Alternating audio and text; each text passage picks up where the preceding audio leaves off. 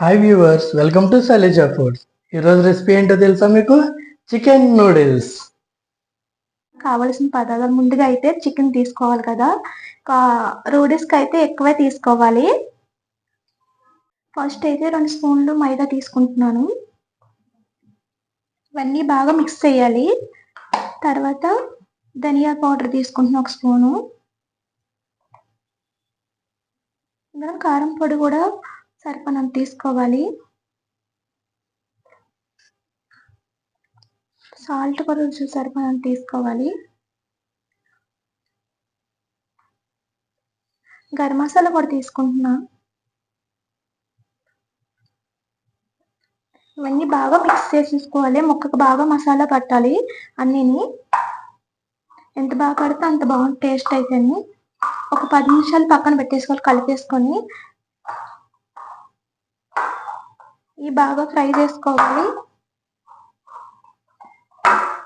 సరిపడినంత వాటర్ తీసుకోవాలి. ఇందులోకి వాటర్ బాగా మరగాలి. 1 స్పూన్ ఆయిల్ కూడా వేసుకుంటున్నాను ఇందులోకి. మనం వేస్తాం కదా నూడిల్స్, అది అంటుకోకుండా ఉంటాయి. ఇలా వేసేసుకుంటున్నాను. బాగా కుక్ అవ్వాలి ఇవి. 10 మినిట్స్ పడుతుంది టైం అయితేని.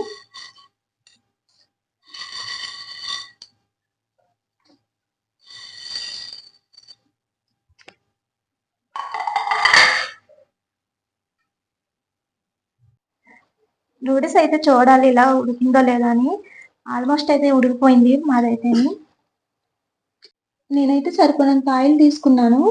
ఆయిల్ ఇటెక్కాక చికెన్ అయితే బాగా ఫ్రై అయినది. సిమ్లో పెట్టి ఆగనివ్వాలి. ఫుల్గా పెడితే సరిగా ఏగో ముక్క లోపల పచ్చి పచ్చిగా ఉంటుంది, స్మెల్ వస్తుంది.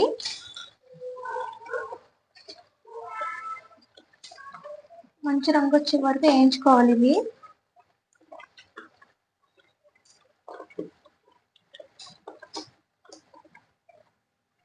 ఒక 5 నిమిషాలు అయితే చాలా మట్టుకు తేగిపోయిందండి. ఒక 5 నిమిషాలు అయితే వేయించుకోవాలి. ఇది బాగా ఫ్రై అయిపోవాలి.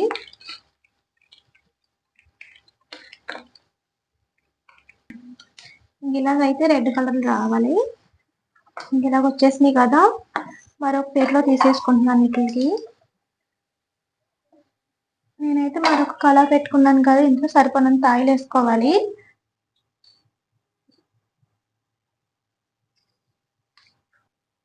ఫస్ట్ అయితే నేను చిన్నగా తురుముకున్న క్యారెట్ తీసుకున్నా. చిన్నగా తురుముకోవాలి ఇవి. ఆయిల్ తగ్గింది కదా, క్యారెట్ వేసేసుకున్నా. ఇందులోనే చిన్నగా తురుముకున్న బీన్స్ కూడా వేసుకున్నాను. ఇందులోనే క్యాప్సికమ్ కూడా వేసుకోవాలి. కట్ చేసుకున్నాయి పొడుగ్గా కట్ చేసుకోవాలి. ముక్కలుగా కట్ చేసుకుంటే అంత మంచిగా అనిపించదు.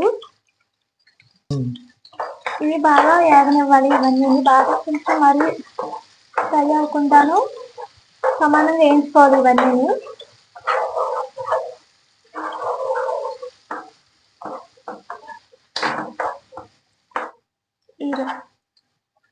నేనైతే క్యాబేజీ రేటర్ తీసుకున్నాను, కొంచెం డిఫరెన్స్ ఉంటుందని. ఇవన్నీ ఫ్రై అయిపోయినాయి కదా, ఇందులోనే చికెన్ కూడా వేసేసుకోవాలి. అన్ని మిక్స్ అయ్యే వరకు బాగా కలుపుకోవాలి ఇవన్నీ.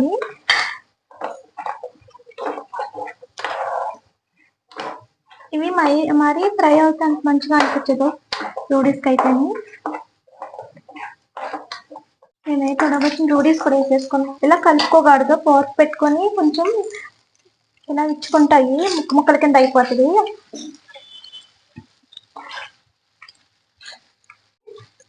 స్పూన్ గరిటె పెడితే మామూలుగా అవ్వదు, ఇది ముక్క ముక్కల కింద అయిపోతుంది.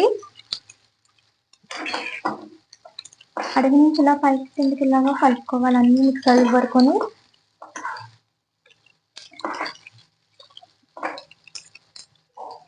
నేను తగినంత గరం మసాలా తీసుకున్నాను. ఇందులోకి బాగా మిక్స్ అవ్వాలి ఇవన్నీ. ముక్కకి చికెన్ కర్రీ బాగా పట్టాలి, కలవాలండి ఇవన్నీ.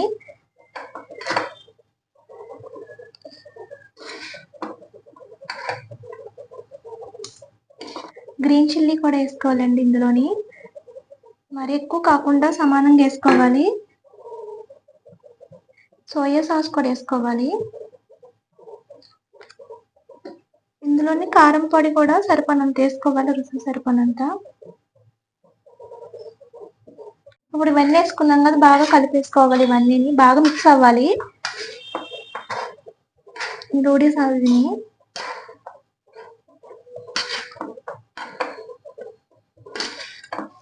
ఇంకొక 5 నిమిషాలు అయితే అయిపోతుంది. ఇది సమానంగా వేయించుకోవాలి, బాగా ఫ్రై అయిపోవాలి. ఎందుకంటే ఫోర్క్ పెడితేనే ముక్కల కింద అవ్వదు.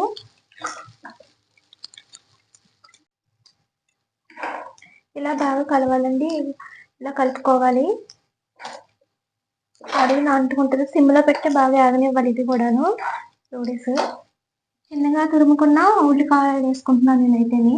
ఇలా కట్ చేసుకోవాలండి, మరీ స్మాల్ సైజ్ కట్ చేసుకోవాలి, పెద్దగా కట్ చేసుకుంటే మంచిగా అంటారు. లాస్ట్ వేసుకోవాలి ఇవన్నీ. ముందేసుకుంటే అంత స్మెల్ కూడా బాగా రాదు, లాస్ట్ వేసుకుంటే టేస్ట్ బాగుంటుంది.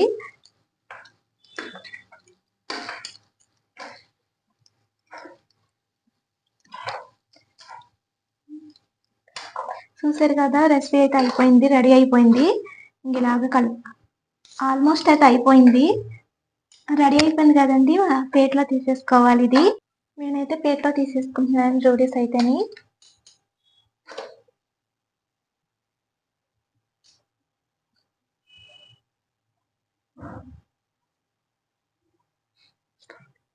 చూసారు కదా ఫ్రెండ్స్, ఎంత బాగుందో, కలర్ఫుల్గా ఉంది.